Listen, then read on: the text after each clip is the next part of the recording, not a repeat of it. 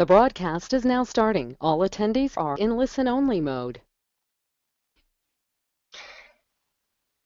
Hello, welcome and welcome to the webinar.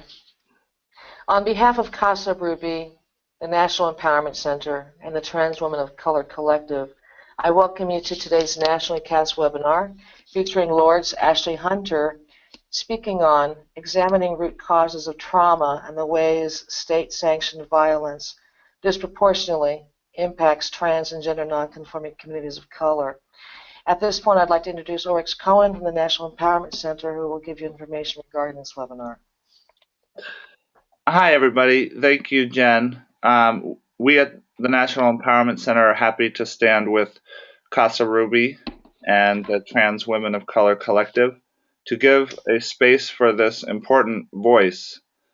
And I wanted, just before we get into the presentation, to do a little housekeeping.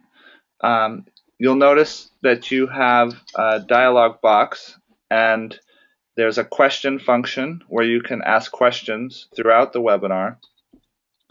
And there's also a chat function, and you can use the chat and the question function.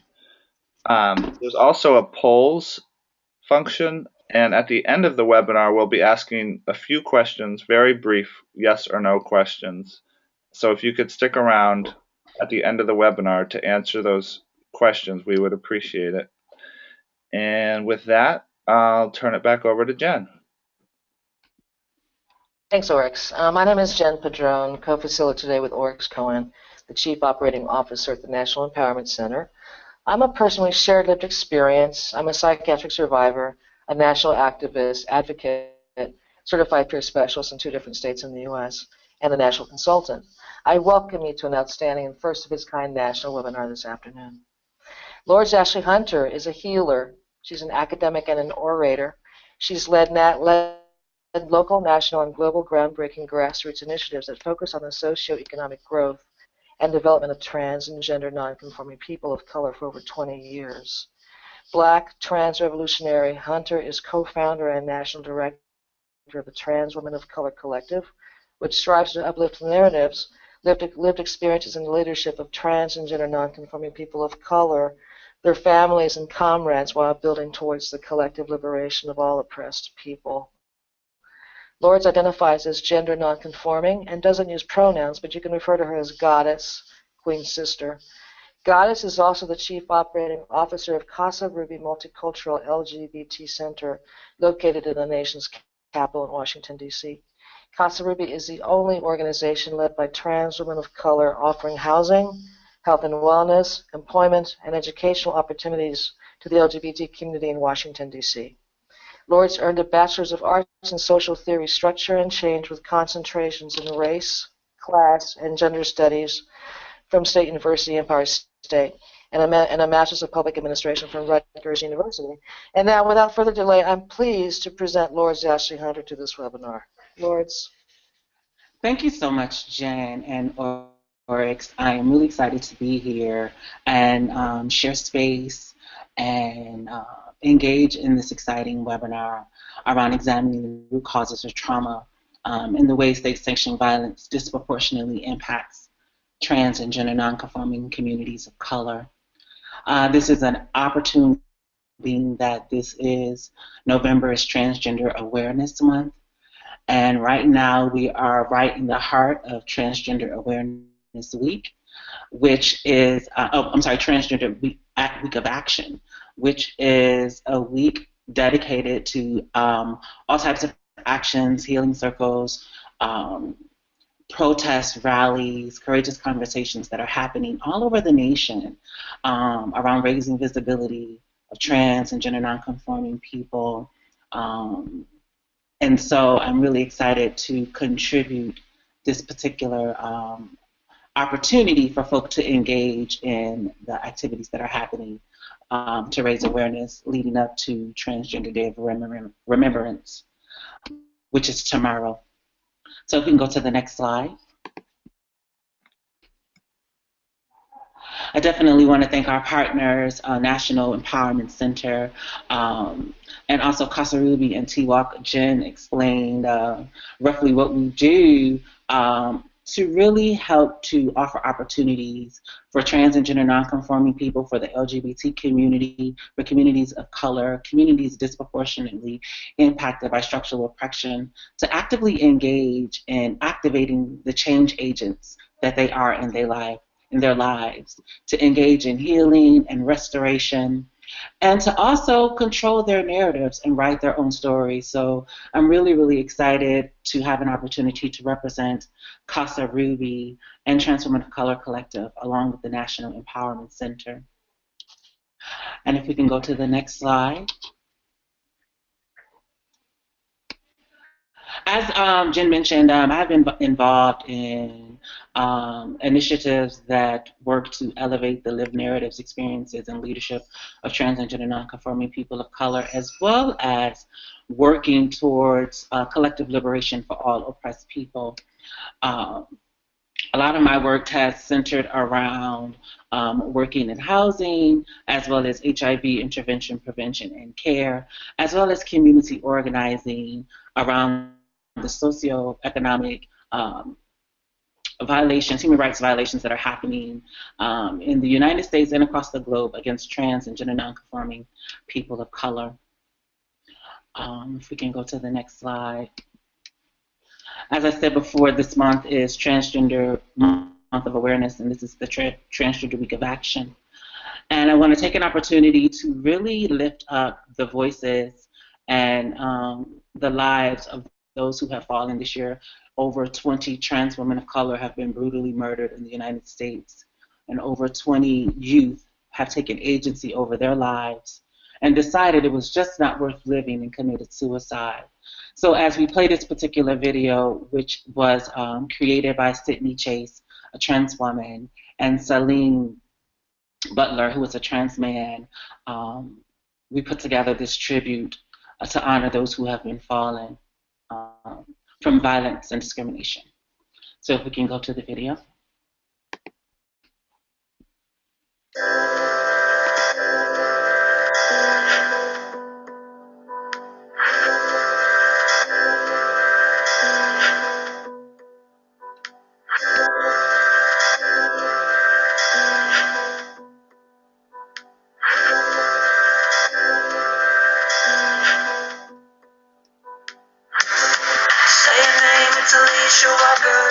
She was 20 years old, murdered in cold blood. Think about Amber Monroe and what the news won't show. She was killed in broad daylight. Accountability is uncomfortable, but we still gotta take it sometimes. Responsibility for what we benefit from. Got a choice to make, and we still gotta make it sometime. Not another one, not another one, not one more sister. Not another one, not another one, not one more sister.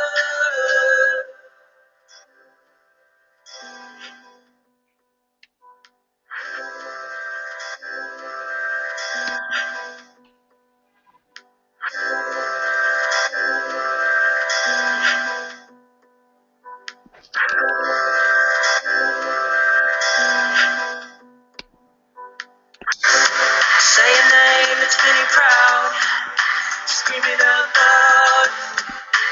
Being born black shouldn't be a crime. I'm a talk about Candace Capri and how it could have been me. If she was a white girl, she could still be alive. Accountability is uncomfortable, but we still gotta take it sometimes. Responsibility for what we benefit from. choice to make, and you still gotta make it sometime. Not another one, not another one, not one more, sister. Not another one, not another one, not one more, sister. India Clark, say your name. Casey Haggard, say your name. London Chanel, say your name. Shade Trulak, say your name. Bricolec, say your name. Yasmin Payne, I say your name. Lamia Beard, I say your name. I say your name. I say your name. Goddess Edwards, I say your name. Christina Grant, I say your name. Mercedes Williamson, say your name. Taya Newwood, say your name. Say your name. Say your name. Say your name. Say your name. I say your name. Will you say your name?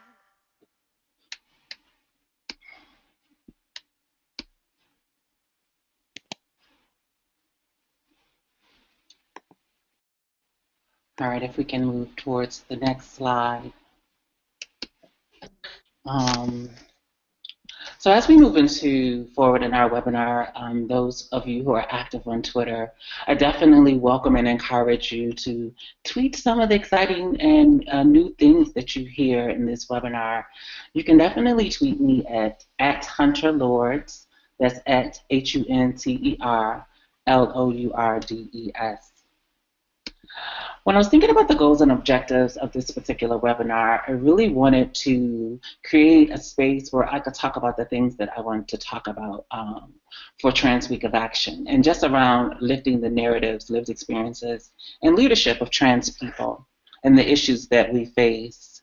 A lot of times there are lots of actions, rallies, and protests that are going on, and a lot of times as a person like me who's introverted, who has challenges with large crowds, it may not always be the best place for me to be able to show up in my authentic self.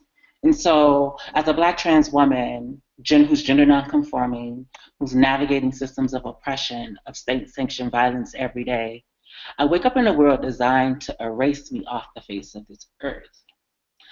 I also know that I cannot exist in a perpetual state of fear, so centering healing and restoration has been critical for me to be able to show up in my full self, in my authentic self, and in my whole self. And there's just not enough focus on individual and collective healing in social justice work. Especially for Black trans women, we're told that we are strong and resilient because we're surviving the violence and discrimination that we face. But in truth, we are a community that is fractured and broken and in need of healing. So today I wanted to engage in healing by examining the root causes of trauma and the ways state-sanctioned violence disproportionately impacts our community. I wanted to lead a dialogue that names the ways state-sanctioned violence manifests in cycles of trauma, and how that trauma disproportionately impacts our community. I think it's critical for us to come to understanding, or for understanding to take place, as how state-sanctioned violence is inextricably linked to the brutal violence trans people face, and particularly trans women of color.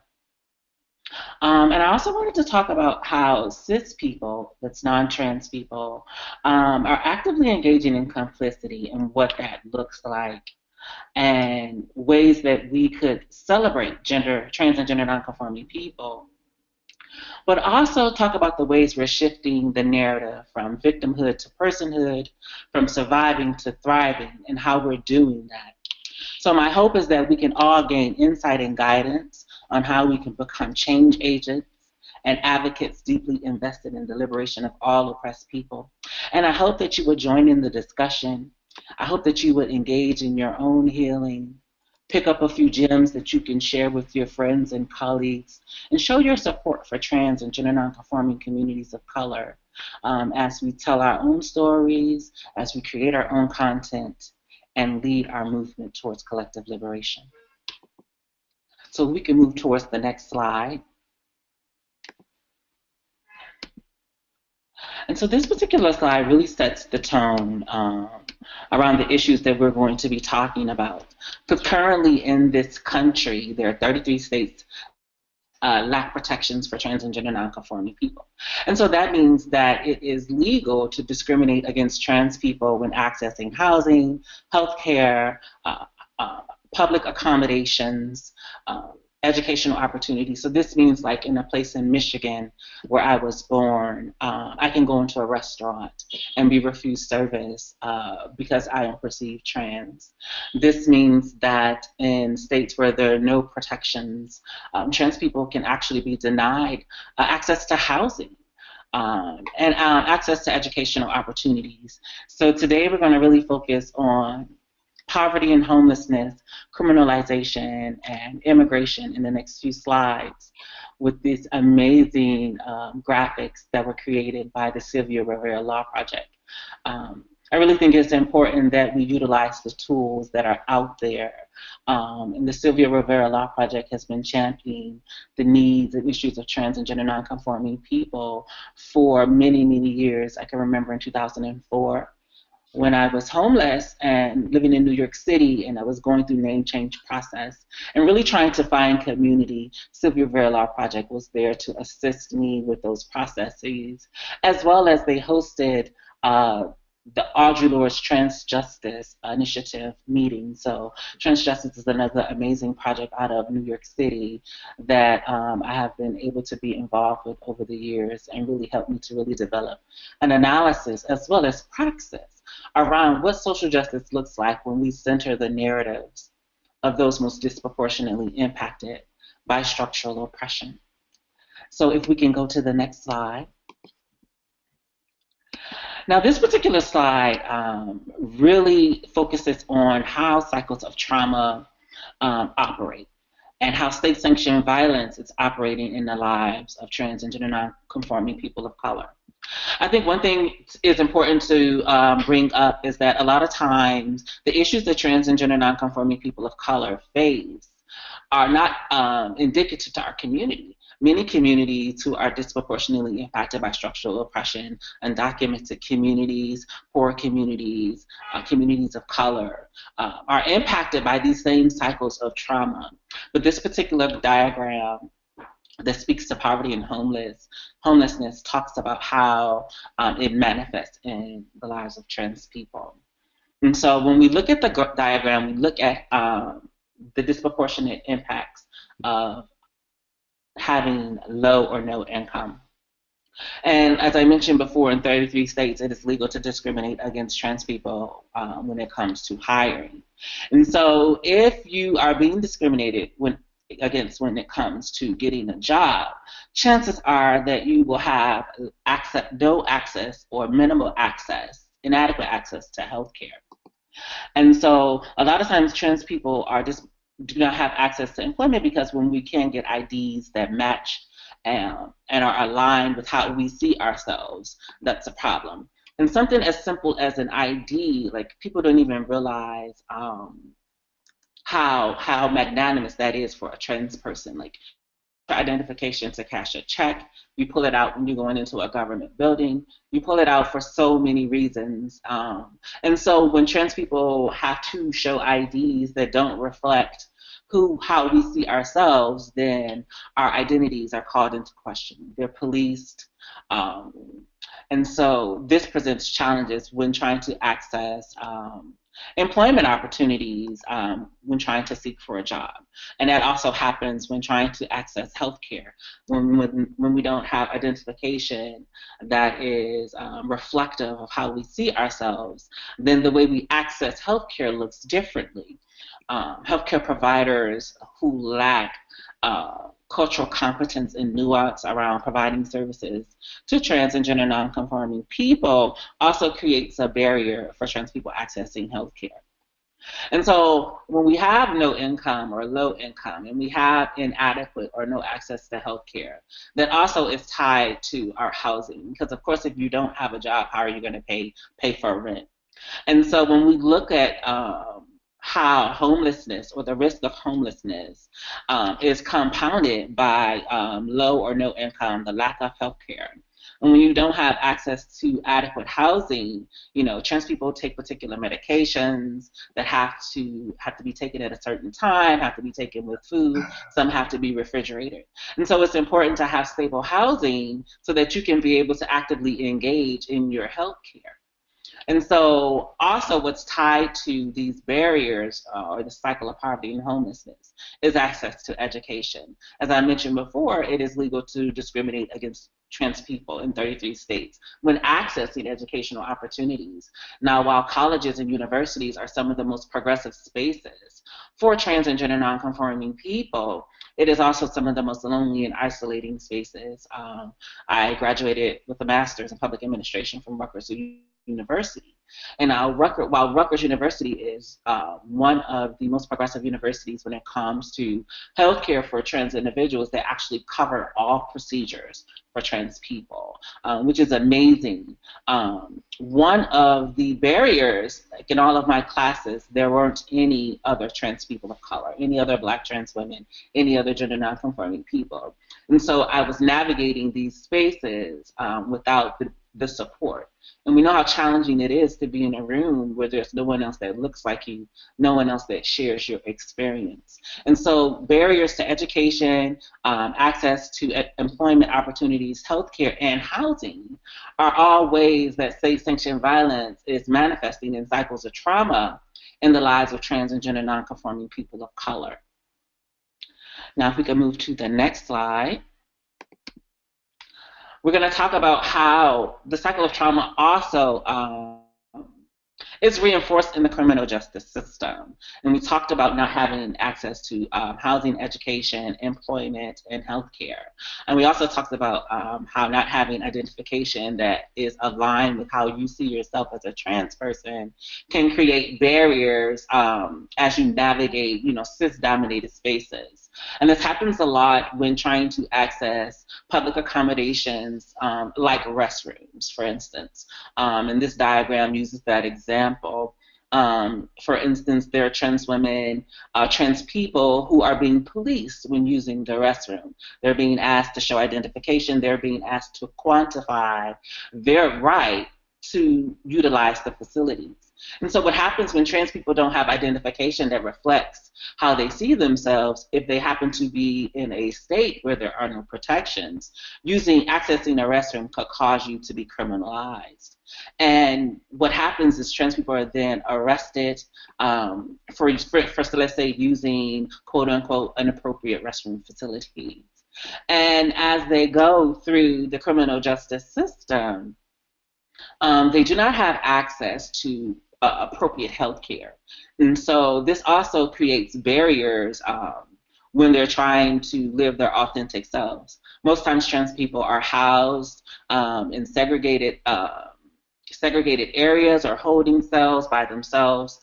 And this is used as a safety or a deterrent from violence as opposed to putting them in a general holding place. So for instance, trans women or individuals who identify as women and are trans are either placed in a cell for 23 hours by themselves, or they're placed in facilities with individuals who might be assigned the same gender marker that they were assigned. So for instance, trans women are being housed in facilities with men or individuals who have the gender marker as male and present as male, which also puts trans people at a heightened risk of sexual assault, violence. And the diagram also talks about how homelessness plays a part in the criminalization of trans people. In the diagram before, we talked about how not having access to resources or an income could put you at risk for homelessness. And now we see how homelessness is being criminalized and can put you at risk for being incarcerated. And so these are cycles. This is a vicious cycle that happens that is sanctioned by the state because there are no protections against trans people when accessing particular services, when navigating particular spaces. If we can go to the next slide. because I also want to talk about how in detention centers and how trans and gender nonconforming people are treated in detention centers and how inequality happens and how it manifests. Trans women in detention centers are not properly housed and oftentimes must choose between sexual violence, rape, or assault, or being placed in residential segregation, also known as solitary confinement, which is, like I said, also considered a form of torture. Solitary confinement is considered a form of torture by the international community and has adverse effects on mental health. Furthermore, our people are continuing to report medical negligence and denial of essential and life-saving health care. Going beyond hormones, right? Let's go beyond hormones. Let's talk about access to healthcare and how that looks for people who are HIV positive, and how that looks for trans people who have chronic illnesses, trans people are being denied access to preventative, general prenatal birthing, abortion, and compassionate general affirming care while being held in detention centers. And so, and it also ties into the other diagrams that we mentioned, like when we go back to identification, like having a simple ID that reflects how you see yourself, and enabling and empowering you to be able to navigate systems, right, that are designed to criminalize our existence, that are designed to impede our socioeconomic growth and development, just are designed to stop us from taking breath.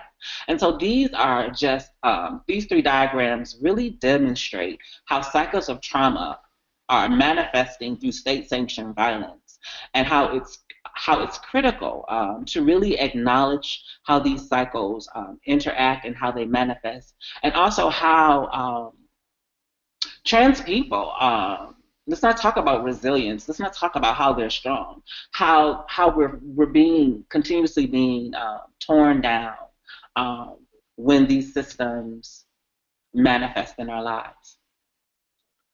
So if we can go to the next slide. And so today I want to talk about, a particular, what is the current state of affairs for our community. I currently live in Washington, D.C., and in Washington, D.C., we have some of the most progressive laws, like trans people have access, have greater access, I will say. Some trans people, let me be clear, some trans people have greater access to healthcare opportunities, to employment opportunities. And I think that's a perceived access because of the legislation that has been passed. And so we're going to talk about a report that has been released just recently by the DC Trans Coalition that really highlights the state of affairs in Washington, D.C. We know that currently there are 11 unsolved murders of trans women of color in Washington, D.C. And we know that what I know that trans people are disproportionately impacted by violence, discrimination, lack of access to housing, employment. But what we will learn as we move forward through the webinar, and what you will learn is you'll have access to this information. There is a link to the report, and I want people to be able to have that link as we move through this particular PowerPoint. So I'm wondering if we can get the link to the DC Trans report, access denied to the viewers so that they can move forward as we go through a couple of more of these slides highlighting some of the key findings of the report. So if we can go to the next slide.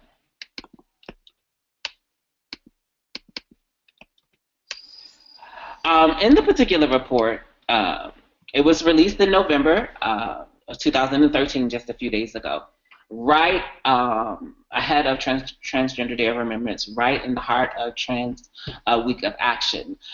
This particular survey is groundbreaking, as it is the largest in U.S. history compilation or collection of experiences of trans people that has been done. Over 500 participants engaged in this particular this particular survey. And so we're going to move forward to the next slide just to look at some of the demographics of those who took the survey. Okay, so before we move in, yes, these are the demographics. And this is some of what it outlines. The particular survey outlines some of these reports. And so as I said before, it was over 500 participants, 376 identified as U.S. citizens, 41 identified as documented non-citizens, and 37 identified as undocumented non-citizens. And so if we can go to the next slide, which is going to focus on some of the topics that we're going to talk about today. We're going to focus on areas of education, employment, housing, healthcare, and violence. The survey covers all of these areas and others, but I want to focus on these particular areas because we have been talking about them previously. And so our next slide talks about educational disparities that are mentioned in the survey. So if we can go to the next slide. In the particular survey, it talks about how even trans people who have access to educational opportunities, trans people who have access to having degrees, still experience a level of unemployment in our nation's capital.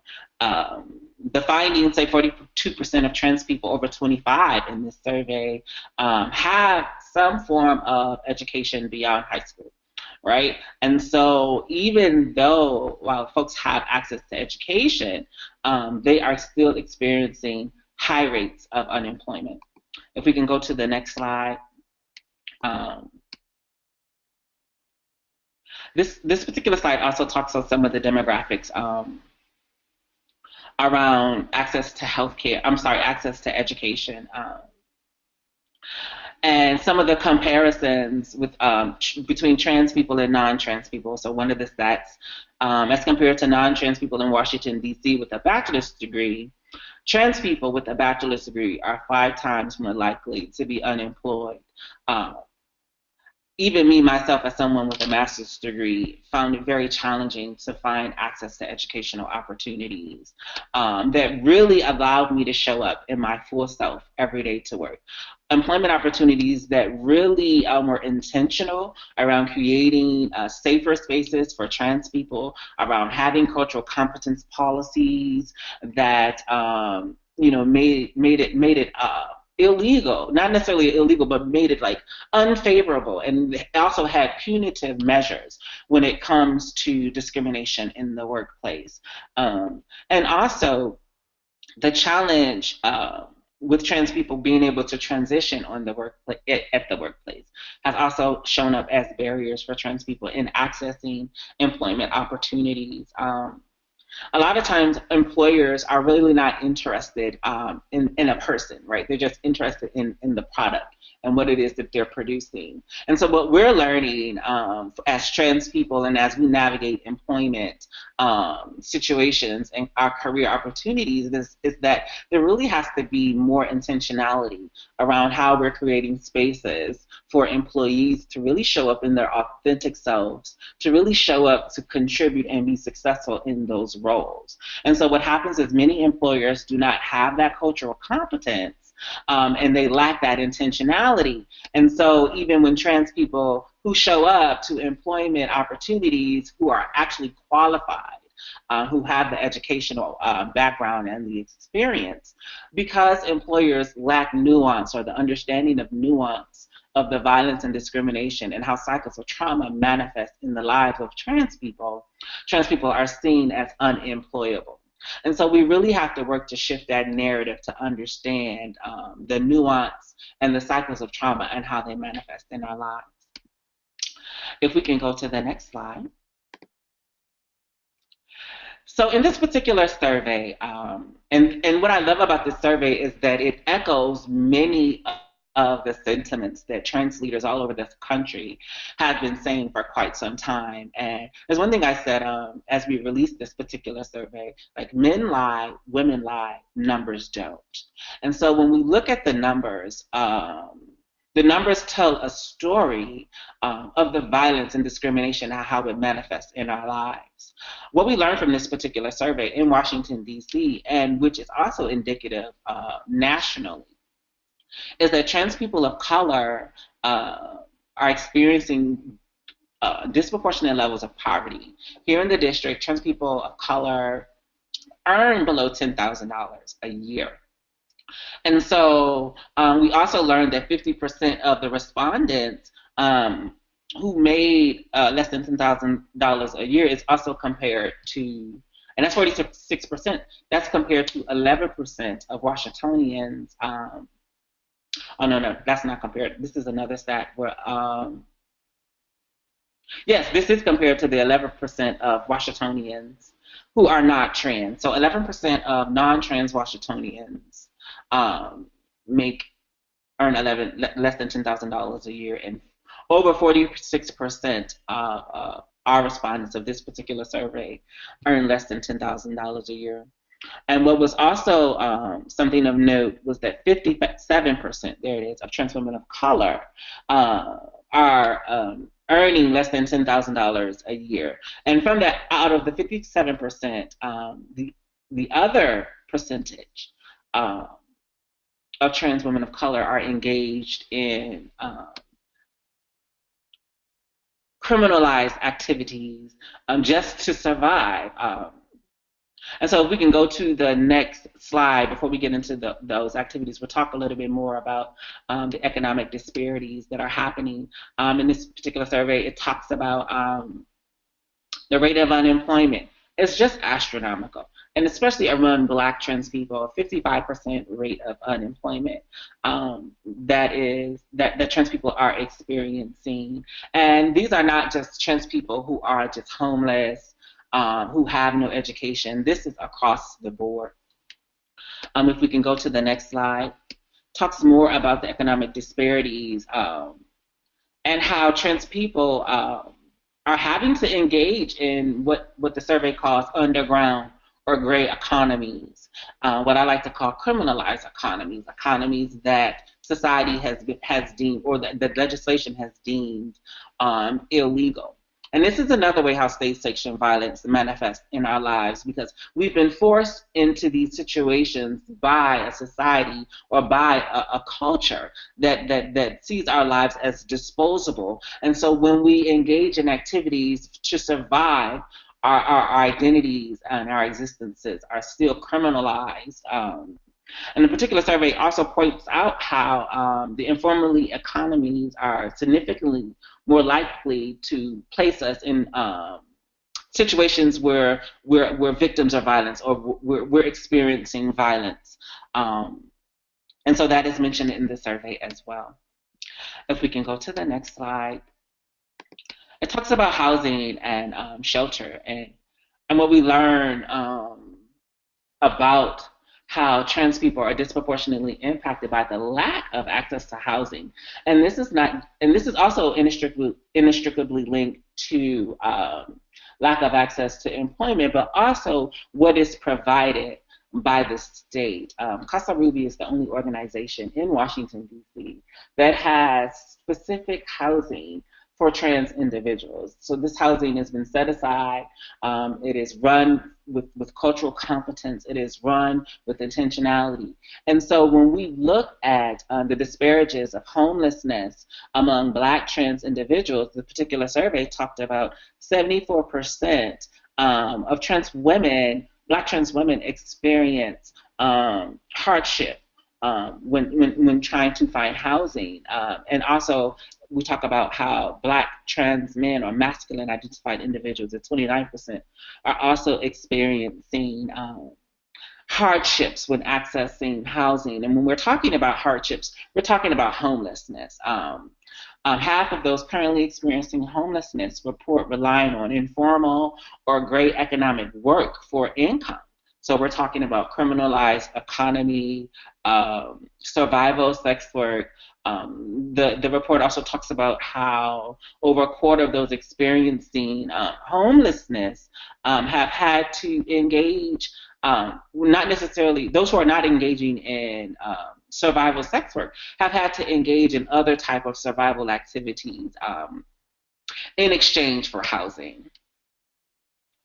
So if we can move to the next slide, it talks a little bit more about housing and some of the demographics from those who filled out the shelter, who filled out the survey. And what I love how this is now getting into is how accessing shelter systems. I lived in New York City for 12 years. Before finding an apartment in 2004, I moved there in 2001 with $20 in my pocket on a one-way bus ticket, and I found myself having to live in a men's shelter, Wards Island. And Wards Island housed over 1,000 men. And while I was housed in this particular facility that was designated for men, and I am identifying as a trans woman, there was countless times, I cannot remember the amount of times that I couldn't even go to sleep out of the threat of being sexually harassed. I talk in other spaces about being sexually assaulted in the prison, not in the prison system, I'm sorry, in the shelter system, being raped in the shelter system. And even when I reach out to shelter staff to report these instances, in one instance I was blamed. I was told, well, you don't have to be here. You brought this upon yourself, or I thought that that's what you wanted and that's what you liked. And so trans women are being forced to navigate, trans people are being forced to navigate homelessness, having to choose, do I sleep in the shelter, or do I go out on the street and engage in survival work so that I can provide for myself and get a hotel room? Do I trade, sexual services so that I can sleep in someone's home? And so trans people are experiencing high rates of sexual assault. We talked about this in detention centers, right? But it's also happening in our shelter systems. Over 41% of the respondents to this particular survey reported having been physically assaulted by shelter staff, and also other shelter folks who are also staying in the shelter. So if we can go to the next slide. And this particular slide also talks about some of the demographics, just in the disparities in accessing housing for trans people. Folk who are trying to, who are trying to establish their lives, who are working hard, who are saving up their money, and who are going and viewing apartments and being turned away. This particular section of the findings talk about 1 in 4 respondents reported being denied a lease due to being perceived as transgender.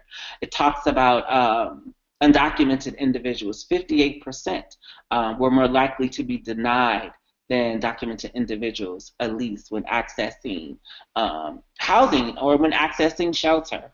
And so, and we know what we have found in this particular survey is that the lack of housing also contributes to the high rates of suicide. If we can move to the next slide, we also talk about more health disparities. And this is talking about accessing health care. Roughly 60% of trans individuals are uninsured in the nation's capital. And many individuals talk about being denied access to health care because of their perceived gender identity. I can recall, it was already challenging accessing health care.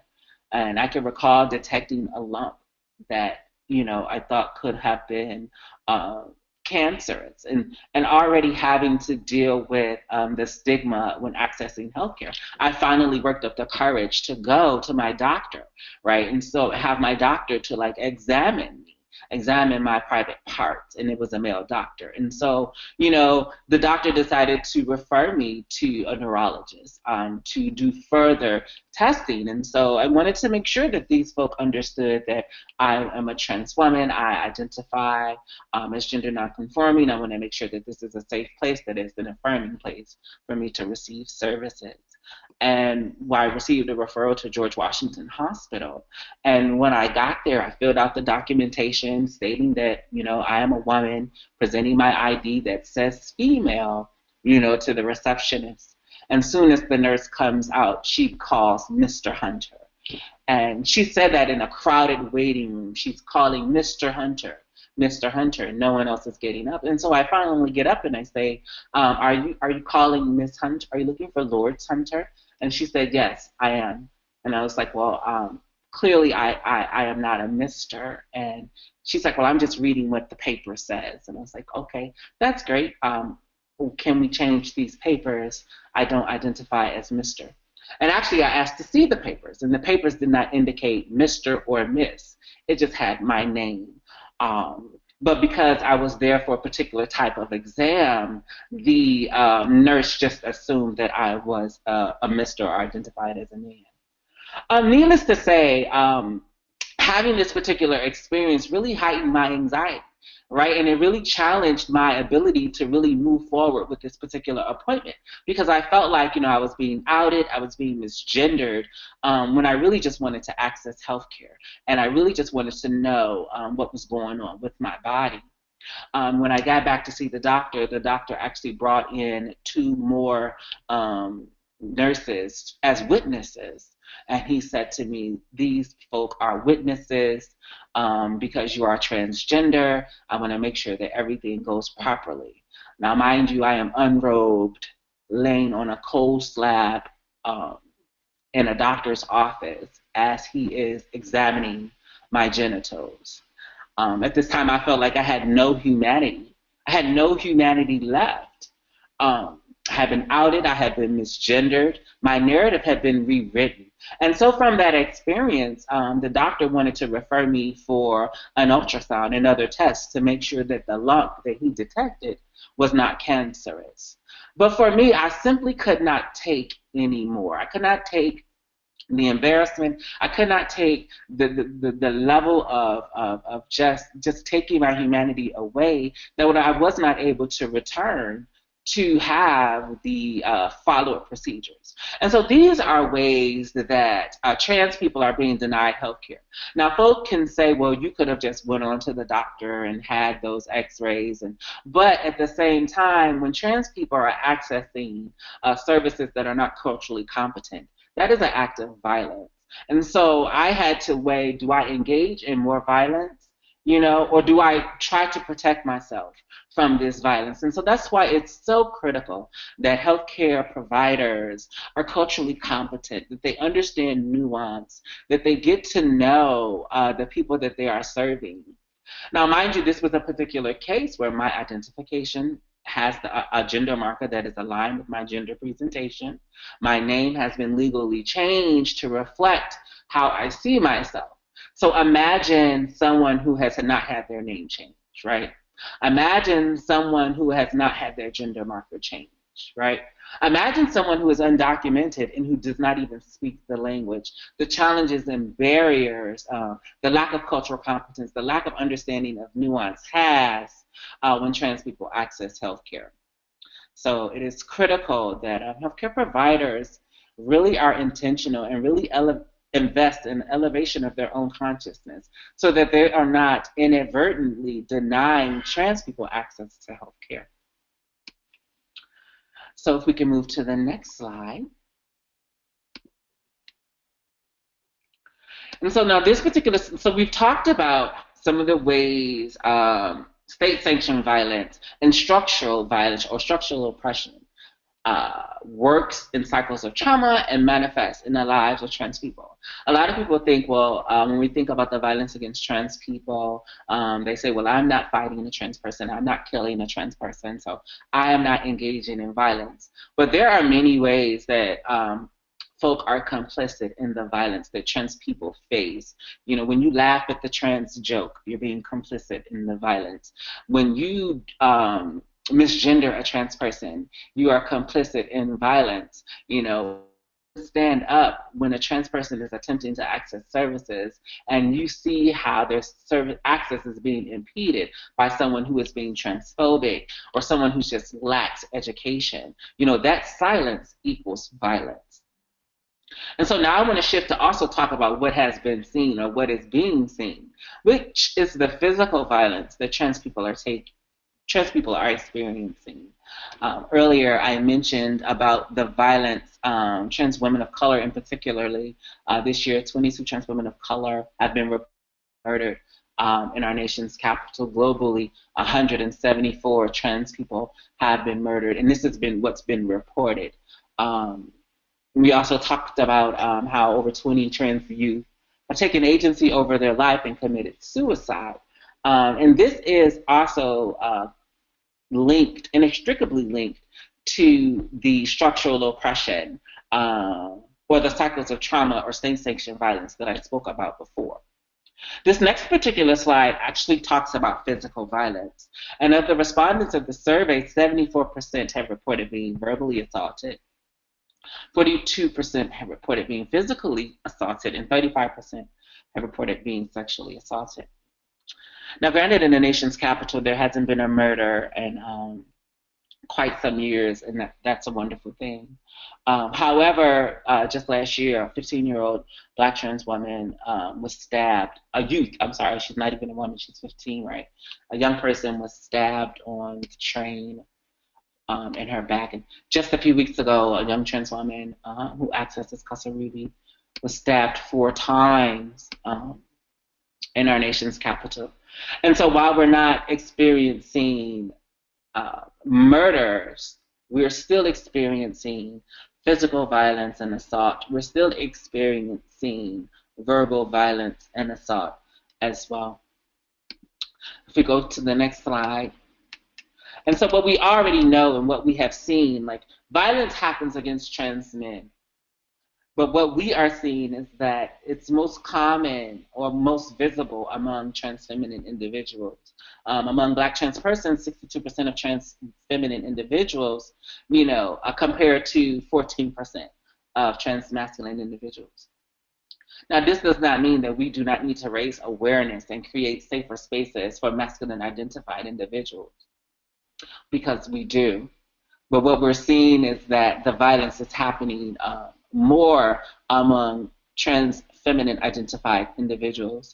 And even when we look at the rates among Hispanic or Latina individuals, the rates are 70% among 27% of trans masculine Hispanics.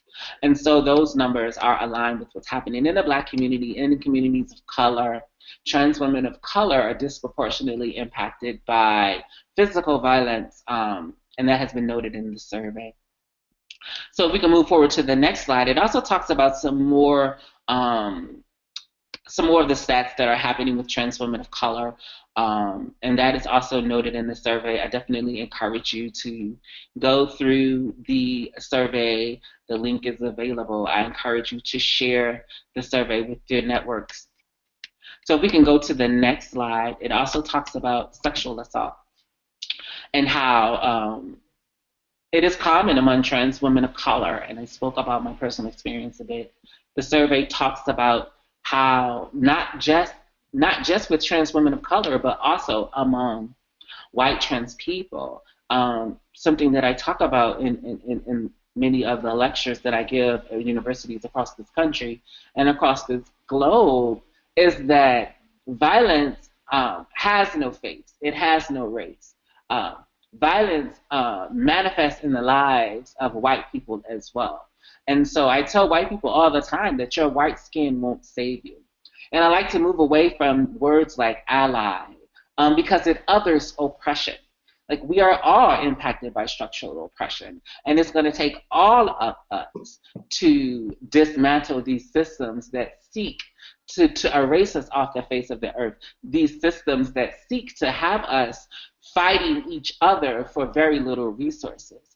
And so I definitely want to note and mention how the survey also talks about how violence manifests in the lives of non-trans people of color as well. But as a Black trans woman, I can speak very well to my experience. And so if we can move to the next slide. And it also highlights some of the demographics around the sexual assault that happens. Again, it's most common among trans women of color, but it does happen in non-trans communities of color as well. And so we also have to work to raise that visibility because it's happening to all of us. Okay, so if we can go to the next slide, we talk a little bit more about sexual assault. And I'm moving through these slides because I really want to get to our question and answer portion. All of this information can be found in the survey. And I'm also really excited to talk about, because we talk about all of this heavy stuff. This is really heavy content, right? Folks are dying. Folks are being denied access to housing, healthcare, insurance. Folks are not having the opportunities to live in their full selves. And what's most important is it's happening to our young people. Our young people are suffering because there is no outlet. There are no access to resources for them to really live their full selves, for them to really heal from trauma and actively become change agents in their own lives. And so one of the ways that that is happening is through shifting the narrative, through investing in trans-led organizations, trans people of color-led organizations, right? Organizations that work from the margins, not just as having clients that are from the margins, but the constituency, the leadership comes from the same experiences that we're working towards, which I think is really critical in shifting the narrative of how social justice organizations operate, LGBT organizations operate. We must work from the margins, centering the narratives of those most disproportionately impacted by structural oppression, by elevating their narratives, elevating their lived experiences, and most importantly, elevating their leadership. And so I want to go to the next slide because the next slide really demonstrates some of the work that we have been doing with Trans Women of Color Collective. Trans Women of Color Collective was born out of the need for our community to come together to engage in healing, restoration, fellowship, and action. Since Trans Women of Color is 2 years old, Trans Women of Color Collective is 2 years old, and since then we've traveled the country and the globe doing amazing work. Just this year we had we did a tour with the United Nations in Geneva where we met with leaders from all over the world around the social, cultural, and economic human rights violations that are happening right here in America. We also had the opportunity to spend 2 weeks in Scandinavia and in Norway, just really working with refugees from Syria, from Uganda, from South Africa, from Iraq, around how can they become change agents in their lives? How can they really invest in healing work? And how can they really uplift the lives of their community and build community and networks that work to invest in collective healing, but also work to build towards collective liberation. So if we can kind of go to the video, and this will, the video will close out this particular portion, the PowerPoint portion of our webinar, and we'll move forward to our question and answer. So if we can go to the video, that would be great.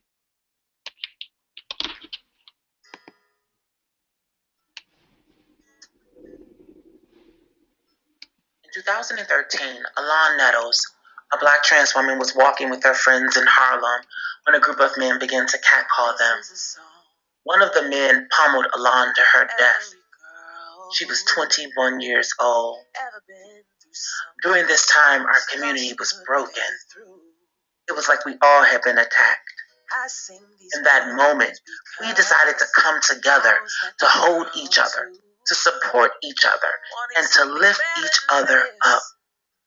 Alon Nettles was catcalled on an evening in Harlem, across the street from the police station. And during this time, she was with her friends, so she wasn't alone. And when it was found out that she was trans, she was pummeled to her death outside the police station.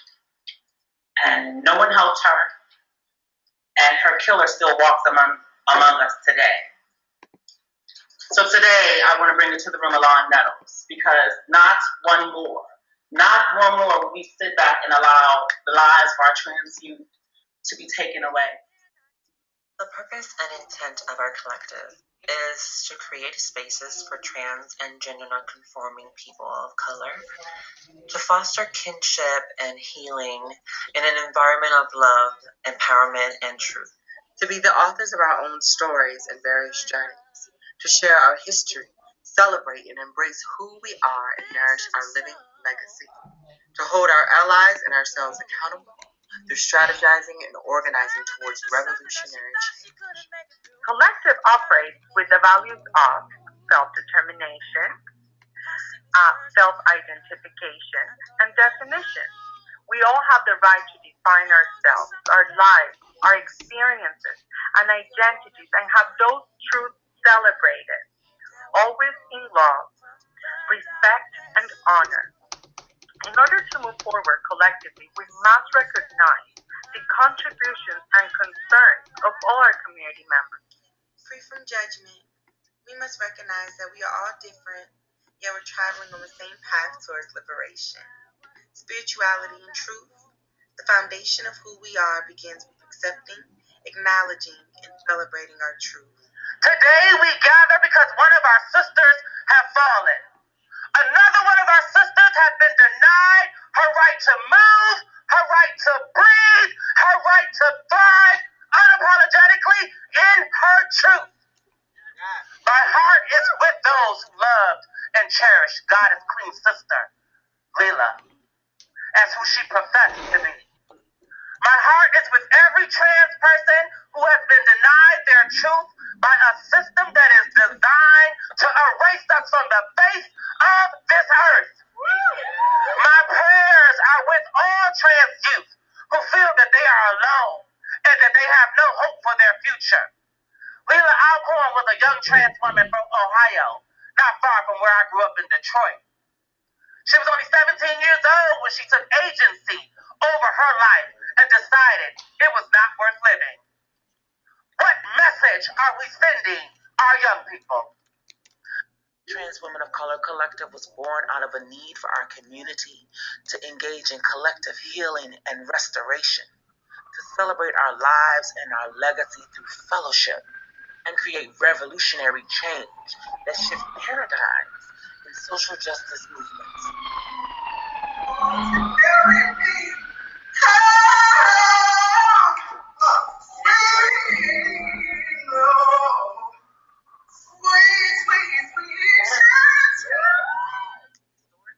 Trans and gender non-conforming people of color have been the catalyst of social justice change.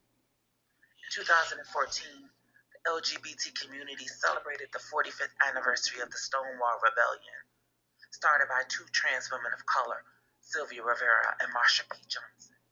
I was that girl too, wanting something better than this, but who do I turn to?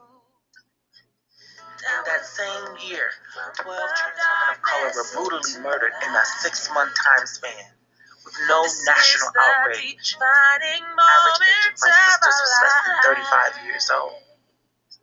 In the first 2 months of this year, 8 trans women of color were brutally murdered. The average age of my sisters was less than 26 years old. What message are we sending to our young people? That their lives are disposable?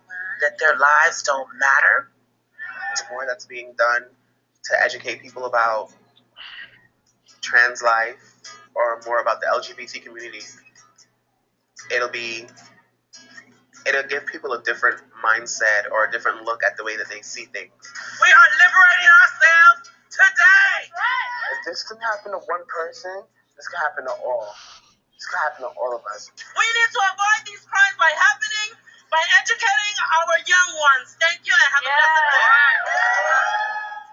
We as a community, we need to stick together. So rallies are beneficial. It shows how much people care TWalk is a direct manifestation that all Black trans lives matter. Since coming together in September of 2013, we have traveled the country and the globe, organizing direct actions, marches, protests, holding healing circles and leadership retreats with the sole purpose of creating opportunities for our communities to come together, to heal from collective trauma, to celebrate our lives, and to build a movement that is reflective of our needs and the vast diversity of us all. In March 2015, we launched our global initiatives that took us to Geneva, Switzerland, where we met with delegates and ambassadors from all over the world to hold America accountable for the cultural, social, and economic human rights violations against our community. The United Nations heard us, and in April 2015, in collaboration with Casa Ruby, we opened our national headquarters in Washington, D.C., 2 blocks from the White House. We are creating the change we seek.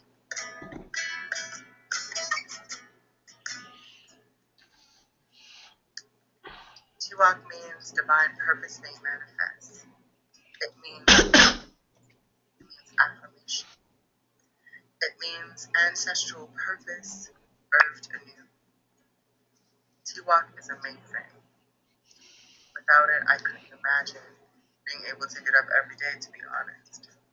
So I'm thrilled, I'm honored, and I love being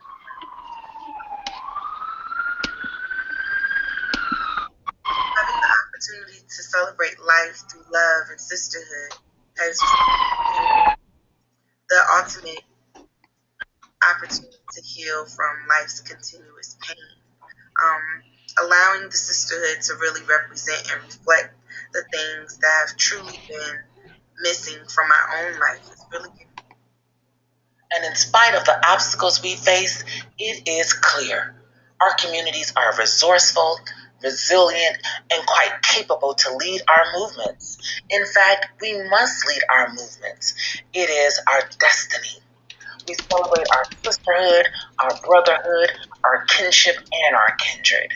We are all family.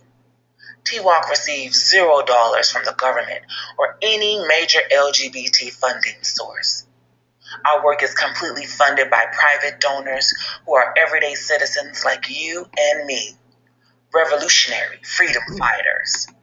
Now is the time to pour a bountiful seed into the works of organizations and initiatives that are led by and for Black trans women creating revolutionary change. Because now more than ever, young Black trans people, our families, our communities, our partners, and our friends desire to heal from collective trauma, restore our collective leadership and legacy, be wrapped in fellowship with folks like us, so that we can move to action to sustain the change that we seek in our lives. Every breath a trans person of color takes is an act of revolution. Every day we wake up in a society designed to destroy us, invalidate us, and tell us that we don't belong. We will also wake up with great. Our movement was never about equality. We are building a collective movement centered on healing and liberation. Join us as we all get free. We have nothing to lose but our chains.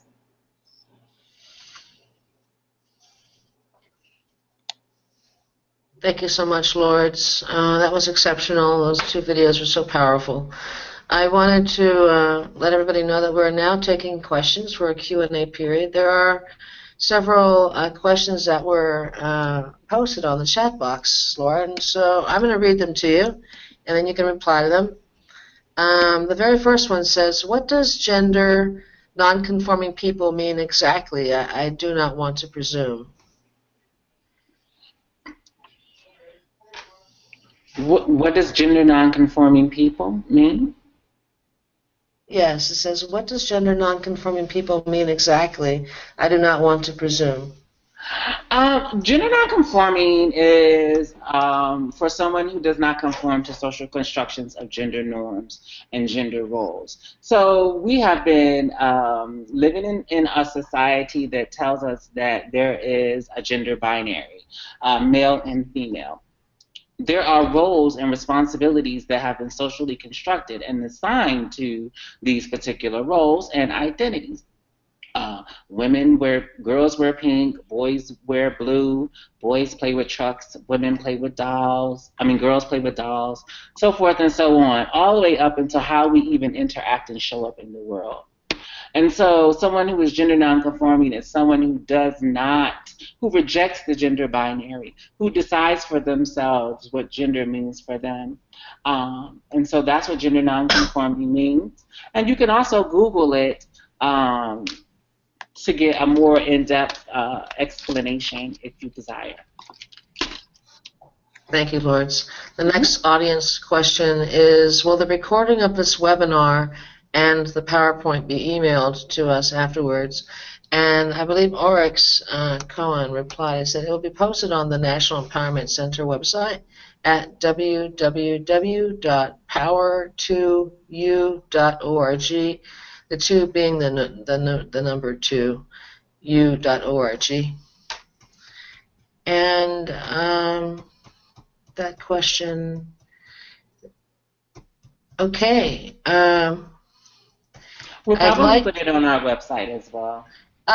Yes, and that'd be fantastic. Okay, here's the second question from the audience, Lawrence.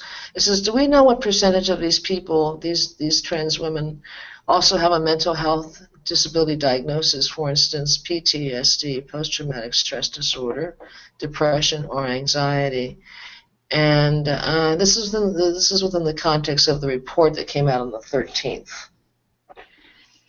Well, the link for the report has been put into the text box, so folk can definitely look into the report to see if that information is there. Are you asking about the mental health of the people who took the survey, or of trans? Yes, exactly. Well, you would have to check out of the people that participated.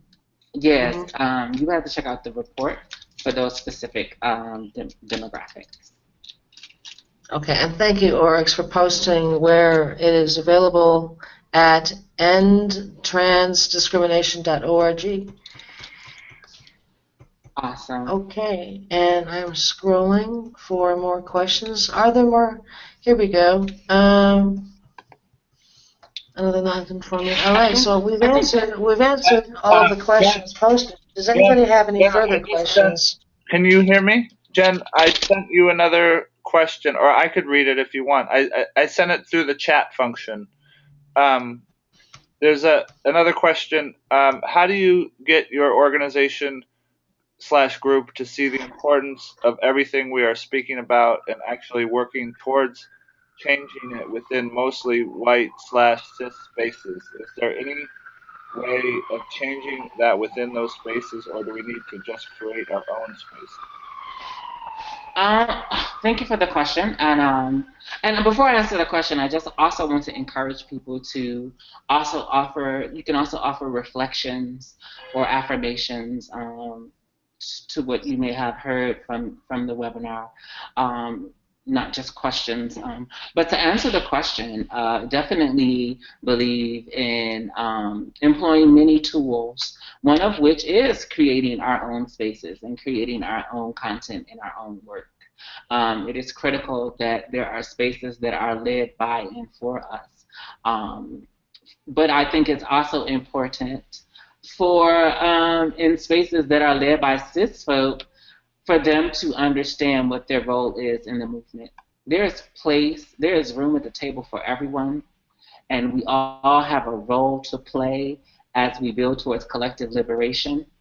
When it comes to trans and gender nonconforming spaces, it is critical that trans and gender nonconforming people lead those spaces. When it comes to people of color spaces, it is critical that people of color lead those spaces. And when it comes to cis-dominated spaces or cis spaces that are for cis people, it is important for cis people to educate other cis people about the disparities and the violence that trans people face. It's really not the role of trans people to be the educator. I mean, not for free, of course, right? Because we have to eat, we have to live. So I think that all of these things are important. Creating our own content, assist people creating spaces and leveraging resources so that people have access to spaces is also critical and important as well. Perfect. Question number 4, Lords. You indicated that you object to the use of the word quote-unquote ally. I have used it to indicate that I don't have to be personally affected in order for something to be very, very important. Is there a word that you would prefer people use? For me, like I said before, ally, others, oppression, and I put others in quote, right? So an ally can come to a rally or march and carry a sign and then go back home and not be impacted by what's happening. And so I really want people to move beyond this basic level of engagement and see themselves as comrades, as co-conspirators, as collaborators, as we build toward collective liberation. I mentioned before, like for me, like I don't have to understand everything about breast cancer to know that people who are experiencing breast cancer must have access to all of the healthcare opportunities that they deem necessary for their care, right? And so I'm not an ally to individuals who are impacted by breast cancer. I am a comrade. I am a co-collaborator in creating spaces and making sure that people who are impacted have access to the resources that they need. And so I move away from words like ally. I also move away from words like equality and diversity and inclusion, because these are also words that other oppression and are actually tactics of white supremacy. And so, I mean, I'm sure there'll probably be a question or two about that. But so if you want to use other words besides ally, you can use comrade, you can use co-conspirator, you could use collaborator, co-creator. And so like this takes away this othering of oppression. This takes away this narrative that only some of us are impacted by structural oppression and not all of us. Thank you, Lawrence. Question number 5. As a trans person working with other trans people, I really would like more in-depth information and the next steps. These statistics are ones I know well and live every day, but where do we want to go from here?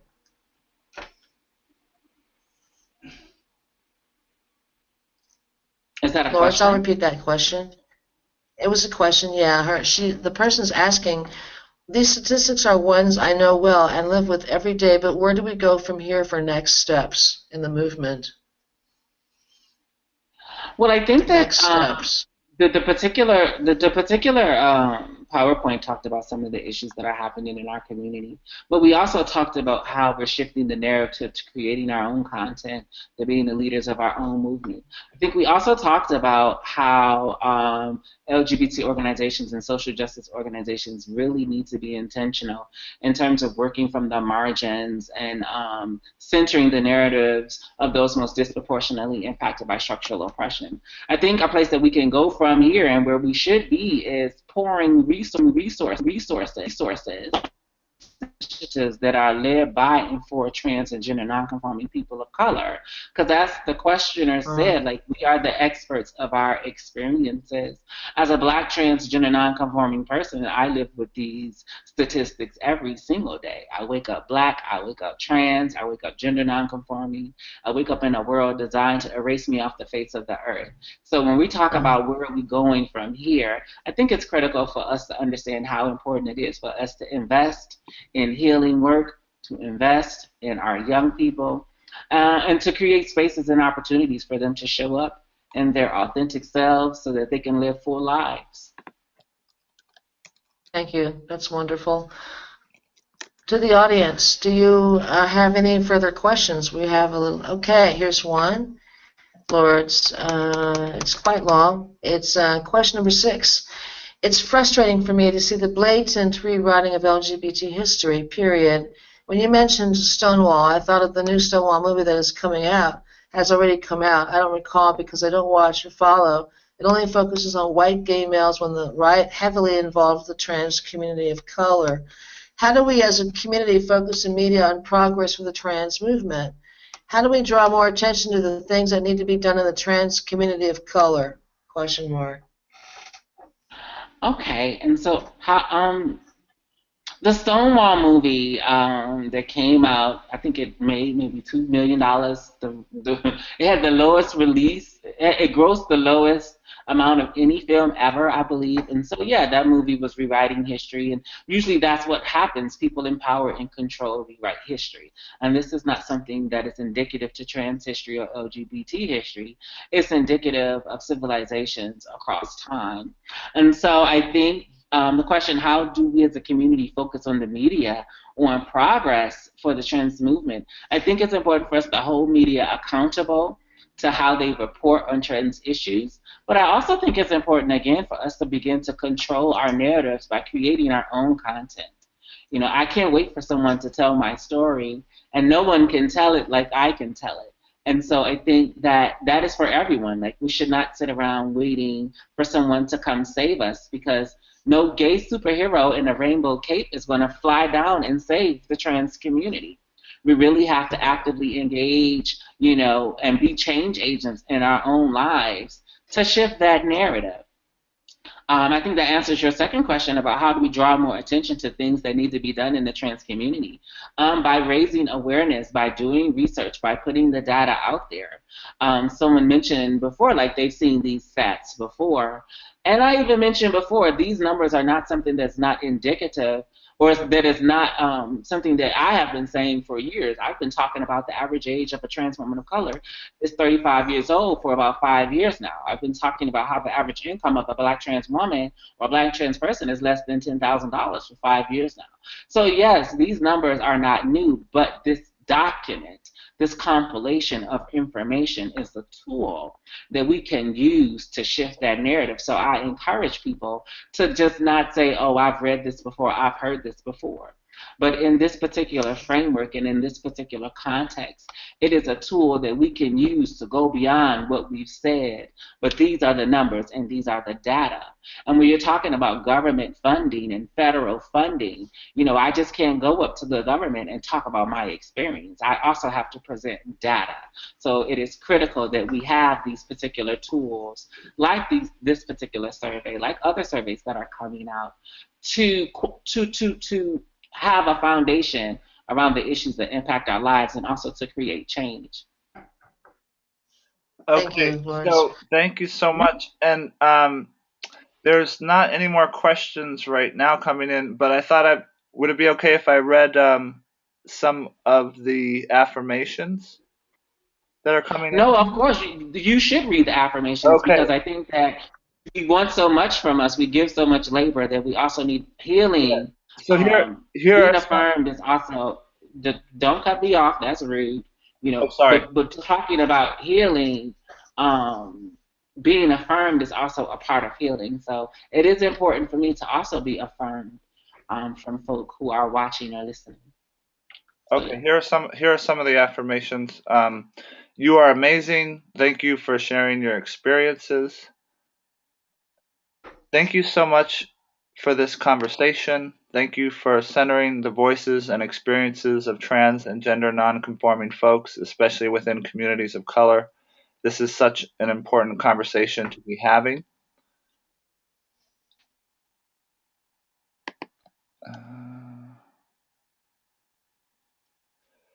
You all are amazing, and I really enjoyed that. You are so powerful, and I really admire you all. Lords, I want to be just like you when I grow up.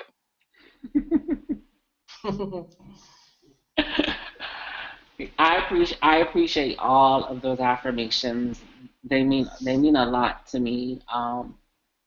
As a black trans woman, it is not easy living the life that I do. It is not easy for any of us trans and gender nonconforming people. I happen to be someone who has a certain level of access, and so I want to leverage that access to create opportunities for others, because somebody did that for me. And so it's really, really important. So thank you so much for those words of encouragement. I would just like to take this time to thank you, Lords, for being a part of this, for this 2 session, webinar. As a queer woman of color, I identify as being genderqueer and being male of center. I just want to thank you for being so strong and being courageous and being brave. And you are fantastic. Thank you so much. Yeah, and I want to thank you as well, Lords. It's been we just met a few days ago over the phone and whatnot. So I'm really impressed with the work that you're doing, and really happy that we were able to have you. So thank you so much. Do you want to say a little bit about the webinar coming up on December 10th? Because there will be a follow-up webinar December 10th from 2 to 4, and what the focus of that webinar will be. Absolutely. So I also want to thank you both for, really coming together to make sure that we were able to put together an amazing product and an amazing contribution to Trans Week of Action. Trans Week of Action, and also to raise awareness around the issues that trans people are facing. Our next particular webinar is really going to focus on those next steps, like how are trans communities, gender nonconforming communities, really becoming change agents, really activating their own power by shifting the narrative and controlling their own stories. We'll talk about how we're navigating systems of oppression, how we're really changing the landscape of social justice by being visible, by being unapologetic in our truths, and by leading movements. So I'm really, really excited to talk about that and highlight that more.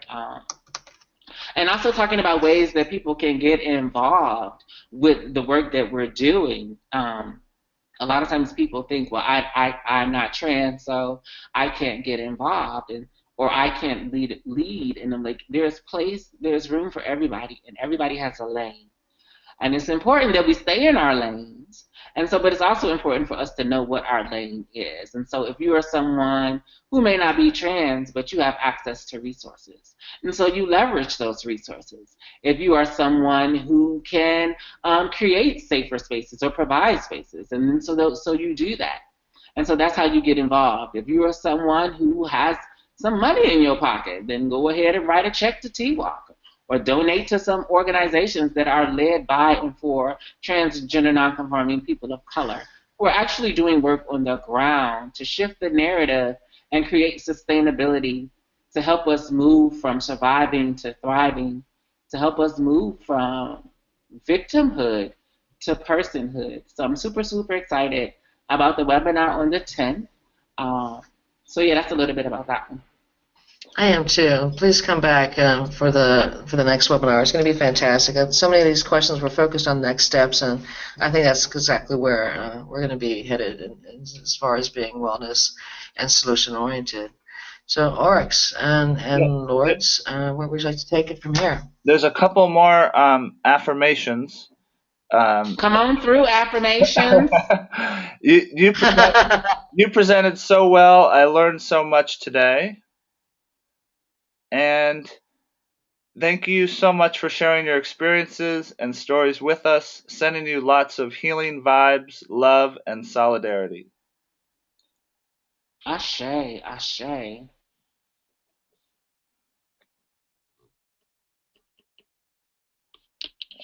Thank you so much.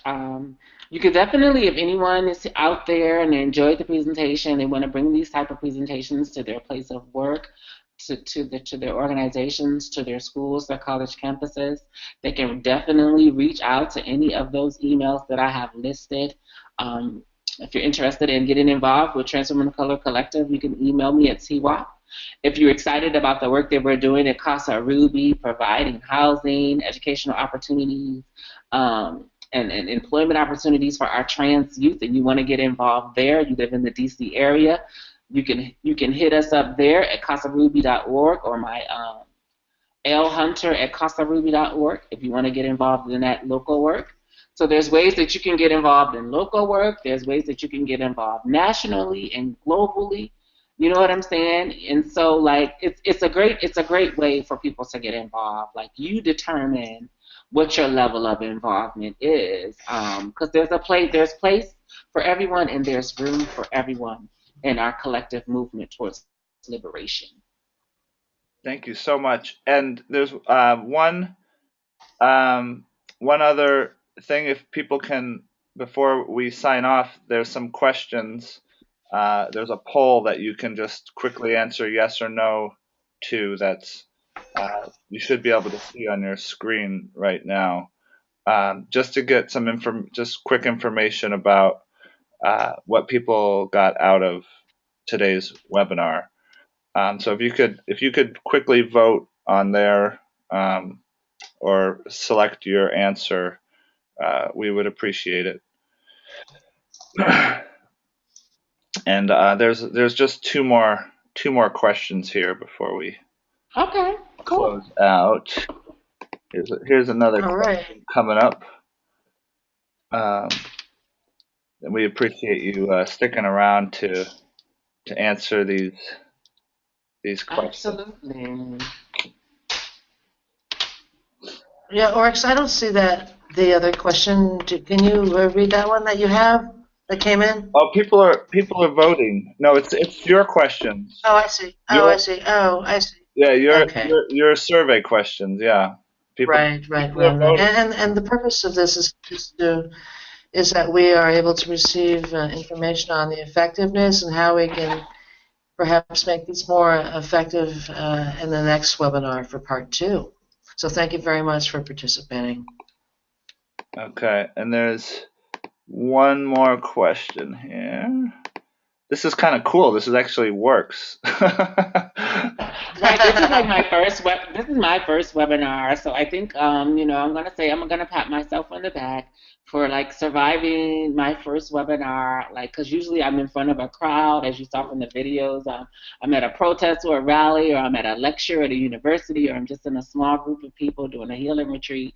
And so to have the opportunity, and like it's really, really important to me, because a lot of times trans people navigating spaces is really, really difficult. And as someone who is also part of the psychiatric community dealing with PTSD, anxiety disorder, like it's really, really challenging for me to like be in front of a crowd sometimes. And so having the opportunity to engage over the internet, and it's affirming for me, and it's really empowering for me, because and I appreciate it, because I see people can appreciate my content and my contributions to the movement without my anxiety having to be raised, without me having to like prepare myself to be in front of a crowd of people.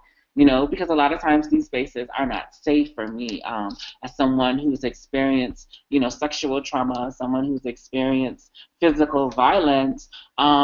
That can be a challenge. As a Black trans woman, I can go to the market and someone could discover that I'm trans, and want to be violent to me. And so that perceived or real threat of violence, I live with every day, everywhere that I go. And so to be able to have the opportunity to sit at my desk at work and do what I love to do, which is like share information with people, is an act of healing. It's an act of liberation for me. And so I'm really, really happy to be able to contribute to the movement in a manner that I feel safe and I feel affirmed. That's fantastic. Thanks. Yeah. So at this point, I think we're about ready to end the webinar, and just wanted to remind folks that it is recorded, and it will be posted on the National Empowerment Center website at www.power2u.org. Within about a week or two, we'll get it posted up for you.